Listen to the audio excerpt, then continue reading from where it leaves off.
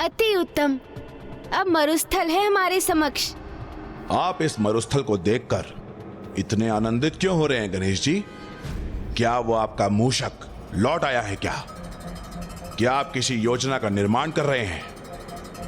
क्या है आपके मन में? लंकेश जी, आप तो मुझसे भी अधिक प्रश्न करने लगे। प्रतीत होता है आप पर भी मेरी संगति का प्रभाव हो रहा है। मेरे प्रश्न को टालिए मत।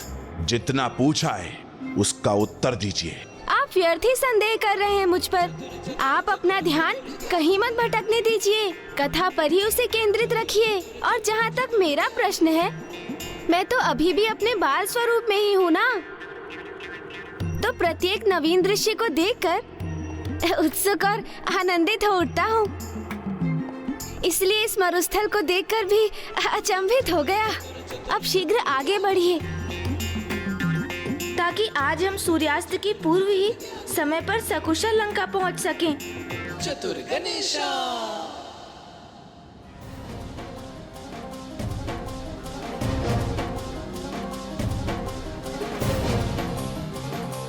किंतु अब मुझे उचित अवसर प्राप्त होगा मरुस्थल की तपती धूप में, क्योंकि इससे उन्हें अधिक प्यास का आभास होगा।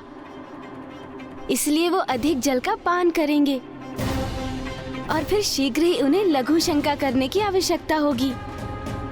लंकेश को आत्मलिंग मेरे हाथों में सौंपना ही होगा और फिर मैं इस आत्मलिंग को यही मरुस्थल में स्थापित कर दूंगा। हे सूर्यदेव, आप तो बस आज अपने ताप को अधिक बढ़ा दीजिए। क्या हुआ लंकेश जी? कृपया मुझे आगे की कथा तो सुनाइए।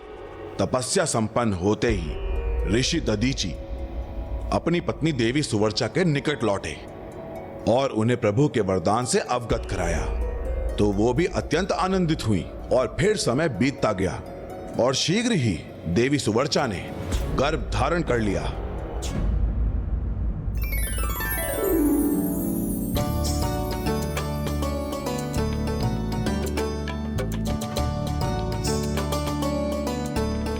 आपको इतनी कष्ट करने की क्या आवश्यकता थी स्वामी?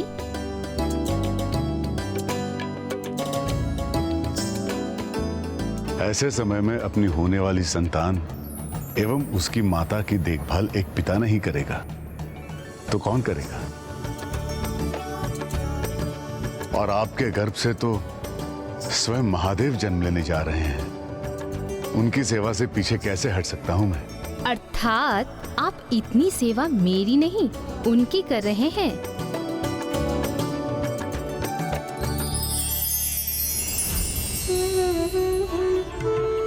ये उस ऋषि दंपति के लिए सर्वाधिक आनंद का समय था, किंतु शीघ्र ही एक अप्रिय घटना घटित होने वाली थी, जिसका संकेत निमंत्रण बनकर उनके द्वार पर था। प्रणाम गुरुवर। प्रजापति दक्ष के यहाँ से एक दूत का आगमन हुआ है।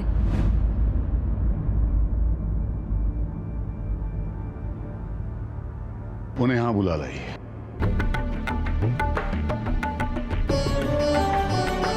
प्रणाम गुरुवर। दक्ष प्रजापति आज तक का सबसे भव्य, सबसे विशाल यज्ञ का आयोजन करने जा रहे हैं, जिसमें उन्होंने आपको भी भाग लेने के लिए सादर आमंत्रित किया है। इस यज्ञ में उपस्थित होना तो मेरा सौभाग्य होगा। तब ऋषि दधीचि ने यज्ञ के निमंत्रण को ही स्वीकार नहीं किया था, अपितु उन्होंने तो आने वाले संकट काल को ही निमंत्रण दे दिया था। संकट काल? आपको जल चाहिए होगा लंकेश, ये लीजिए।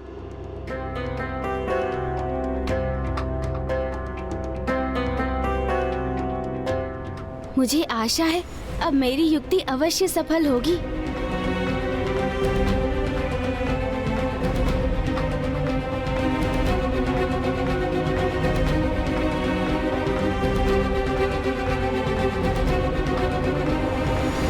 किस विचार में डूब गए हैं आप गणेश जी?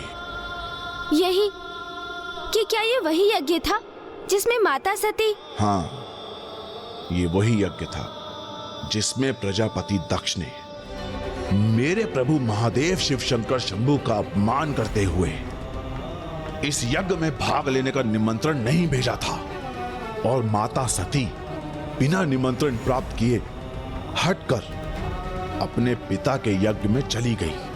प्रजापति दक्ष स्वयं प्रभु शिव से ईर्ष्या का भाव रखते थे और जगत के परम पिता के प्रति ईर्ष्या करने के अपराध के परिणाम स्वरूप उन्हें अपने कर्मों के अनुसार उसका दंड तो भोगना ही था। इसलिए शनि देव की दृष्टि उन पर पड़ चुकी थी। उधर प्रजापति दक्ष का यज्ञ आरंभ ही हुआ था कि इधर शनि देव ने अपने आगमन के पूर्व संकेत देने आरंभ कर दिए और फिर अंततः यज्ञ स्थली पर आगमन हुआ शनि देव का।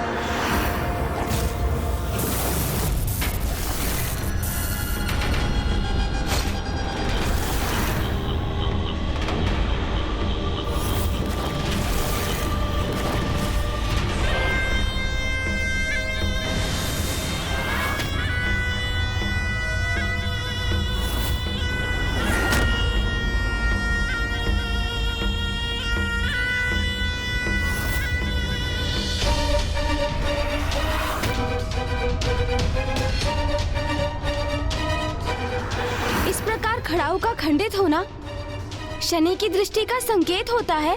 हाँ, चरण पादुकाओं का खंडित होना अथवा पृष्ठ एवं शरीर के जोड़ों में अचानक उठने वाले आलस्य और पीड़ा का उत्पन्न होना शनि देव की ही दृष्टि के संकेत होते हैं। ऐसी अवस्था में हमें अपने विचार, व्यवहार और कर्मों के प्रति सजग होकर स्वयं में सुधार लाने की आवश्यकता होती है।